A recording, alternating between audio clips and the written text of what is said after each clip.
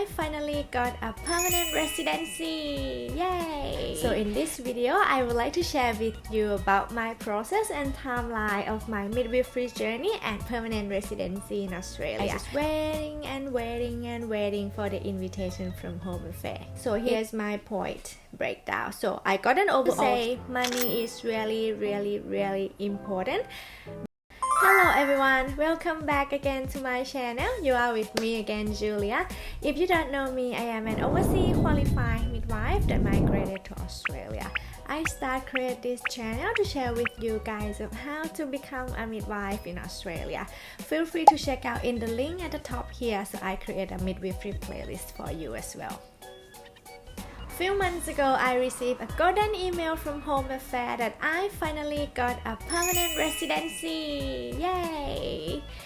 And that's because I got a midwifery registration in Australia. So in this video, I would like to share with you about my process and timeline of my midwifery journey and permanent residency in Australia. So this process took me about 3 years, from June 2021 to June 2024, to get a registration as a midwife in Australia. And it was during a COVID time as well. So if you are doing it now in 2025, your process should be faster than mine. I started my self-check in June 2021 with my friend Rina. So at that time, we were in Australia and studied together, and that point inspired us to come and live here in Australia in our near future. So I decided to apply for my self-check, pay for the assessment fee, did the orientation part 1, and also process to the portfolio stage. After that, I went back to Thailand for work in July 2021, and during that time, I also waiting for Australian border to reopen because this was a COVID time. So I need to wait for a border to reopen, and then I can come back to do the MCQ exam at that point, because back then they didn't have the online MCQ exam. Once the Australian border reopened at about the beginning of 2022, I started apply for tourist visa and also prepare myself as well for the MCQ exam, and that took me about 4 months. If you would like to know more about MCQ preparation, feel free to check out in the link at the top here again. And then I came here for the MCQ exam in April 2022, did the MCQ exam and stay for about 2 weeks and explore Australia as well, and then I fly back to Thailand for continue working there. Sadly, I failed for my first attempt, but that's okay. So I need to wait for about 45 days and then book again for the second midwifery MCQ exam, and I came back again in July, and the second half I passed. So 1 tick for me.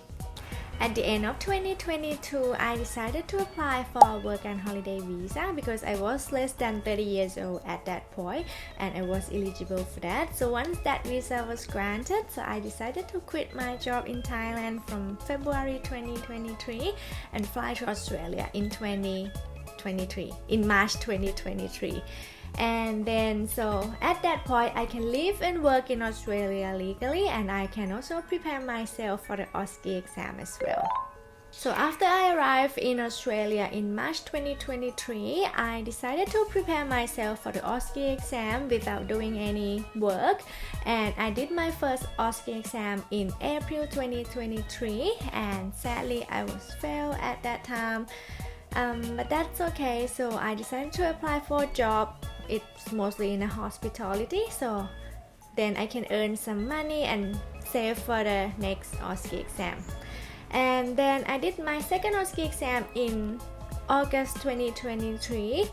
After I finished the OSCE exam, about a month later, I decided to do the PTE exam as well, because I feel like, once the OSCE come out and if I pass, I can have the English result to apply for the registration. So I passed my PTE thankfully, but then when the OSCE result came out, I was failed again. But that point, it was an error as well, so AHPRA invited all of us to resit for the OSCE exam again with no cost, so we didn't need to pay for another OSCE exam.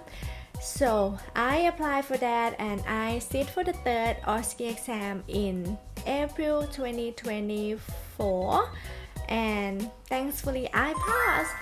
Yay! So now I can apply for the midwifery registration, and it was about in June 2024. So in June 2024, I straight away applied for the midwifery registration, and it took like about 1 to 2 weeks to get the result. Once I got the registration as a midwife, so then I straight away apply for the skill assessment with ANMAC. If you would like to know more information about skill assessment with ANMAC, check out in the link at the top corner here. ANMAC took me about 1 to 2 months to processing my skill assessment, so I did apply in June 2024 and I got my result in August 2024, so it took me 1 to 2 months for the processing time, and finally in August I got a positive skill assessment, and then I straight away applied for the EOI for 189 skill independent visa. So in this visa you can live and work in Australia permanently. So after I applied for my EOI, I just waiting for the invitation from Home Affairs. In November 2024, I got a golden email from Home Affairs that I got an invitation to apply for the Skill Independent Visa subclass 189. Yay! So we were really excited. It was me and my partner, and we were at home. So I sent him a picture, screenshot that we got an invitation finally. It was really relief from all of the hard works that we been doing. At that time we got all of the documents ready, so at the following days we applied straight away, and then we just wait again. And as I remember, we were checking the email and also the Home Affairs websites almost every day or every second days, because we want to know if they have changed any processing time or if they have any updates, did they ask for more information or anything. So we just wait, and finally our time has come. So we finally got our visa granted on the 11th of March 2025, which is not long ago, a few months ago. It was such a relief after our hard works, after our hope, after our prayer and everything. So it was such a relief, thankfully. And we were hugging, dancing and jumping around. We were excited and so relieved that we don't need to worry about visa anymore. So we are now permanent residency and we can live and work in Australia permanently. Actually, I would say the most excited day was the day that we got invitation, because we never know when we're gonna get it. We never know that our points is enough. That was the most excited and happiest day of us. And once we apply, I feel like we expected to get the visa granted one day, but we just not sure when, so we just keep checking. But the day that we were excited the most was the day that we got the invitation.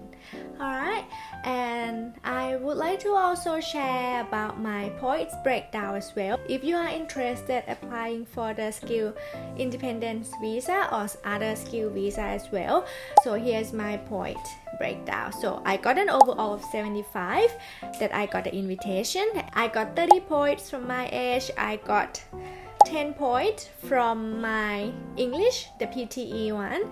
I got 10 points from my work experience outside of Australia.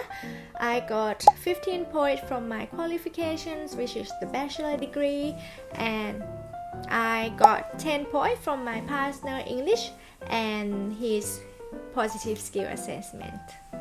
So that's 75 points in total. Alright, and that's it about my timeline. So I would like to say money is really important, because you need to pay for every step, every process for the migration and registration, so get it ready. And if you would like to know more about the minimum budget requirement for get a registration as a midwife in Australia and for migration to Australia, check out in my previous video as well. Thank you so much for listening until the end. So hope this video can inspire you to continue your process and become a registered midwife in Australia as well. Keep going what you are doing, don't lose hope, and you will get it one day too. Alright, so that's it about this video. Thank you so much for watching again. Don't forget to give me a thumbs up if you like it, subscribe and comment down below as well if you have any questions, and I will get back to you as soon as I can. And I will see you in the next video then. Bye for now.